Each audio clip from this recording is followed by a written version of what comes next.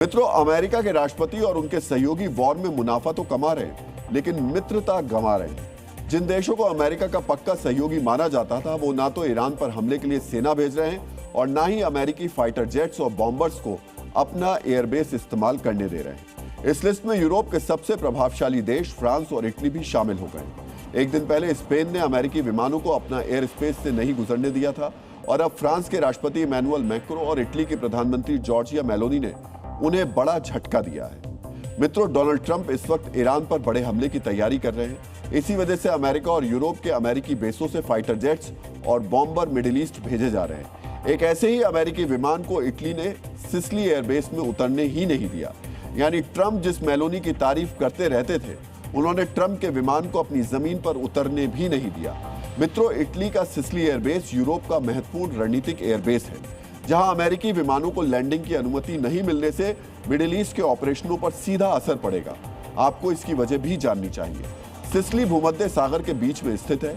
यहां से ईरान या खाड़ी देशों तक उड़ान सबसे छोटी और तेज है। इसके मुकाबले ब्रिटेन या अमेरिका से मिडिल ईस्ट जाने में 2 से 4 घंटे ज्यादा लगेंगे। इससे पहले अमेरिका के B-52 और B-2 बॉम्बर्स यहां लैंड करके ईंधन भरवाते थे, फिर मिडिल ईस्ट जाते थे, लेकिन इटली ने अब इस पर रोक लगा दी है। ये पहली बार है जब जॉर्जिया मेलोनी की सरकार ने डोनाल्ड ट्रंप प्रशासन के खिलाफ कोई फैसला लिया है, और ये फैसला लेने से पहले इटली की सेना से भी कोई विचार विमर्श नहीं किया गया, जबकि इटली भी नेटो गठबंधन में शामिल है। आज आपको इस फैसले की वजह भी जाननी चाहिए। आधिकारिक तौर पर इटली ने अमेरिकी विमानों को एयरबेस पर न उतरने देने का बयान दिया है, लेकिन इटली की मीडिया ने इस फैसले को हाल ही में कराए गए जनमत संग्रह से जोड़ा है। इटली के जनमत संग्रह में मेलोनी की पार्टी को जबरदस्त हार मिली थी। इटली में हुए सर्वे के मुताबिक ईरान वॉर के कारण लोग ट्रंप से नाराज हैं, इसलिए यूरोप में उनकी पक्की दोस्त माने जाने वाली मेलोनी से लोगों का भरोसा उठ रहा है। इटली के लोगों को ईरान जंग से आर्थिक परेशानी बढ़ने का डर सता रहा है। इटली में अगले साल आम चुनाव है, जिसमें मेलोनी दूसरी बार प्रधानमंत्री बनने के लिए मैदान में उतरेंगे और ट्रंप से दोस्ती निभाकर जॉर्जिया मेलोनी दूसरी बार प्रधानमंत्री बनने का मौका नहीं छोड़ना चाहती। इसलिए उन्होंने मिडिल ईस्ट जा रहे अमेरिकी प्लेनों को एयर स्पेस नहीं दिया और खुद को ईरान वॉर से दूर करने की कोशिश की है।